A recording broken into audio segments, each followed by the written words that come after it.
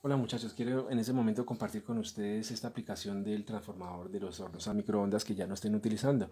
Se les retiró, en un video pasado se trabajó con el devanado de alta tensión, pero en este momento nos sirve retirar ese devanado y hacer este devanado secundario un poco más sencillo. Son solamente 4 vuelticas, una vuelta me genera 1 voltio, pero me genera buena corriente a la salida. Este devanado hay que tener cuidado cuando se retira el anterior de no rayarlo, de no, ya me pasó. Se le conecta un interruptor y en la punta se le colocan estos extremos que son altamente resistentes. Esta es una llave de Bristol, son aleaciones de hierro, carbono y una pizquita de titanio. Y esta es una broquita afilada en la punta, que es una aleación de también hierros, carbonos y una pizquita de tungsteno. Se coloca el interruptor, se enciende y podemos realizar trabajos caseros de soldadura de punto.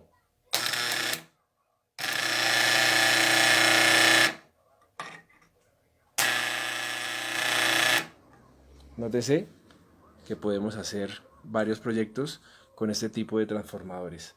Eso es todo, muchachos. Muchas gracias. Hasta la próxima, amigos.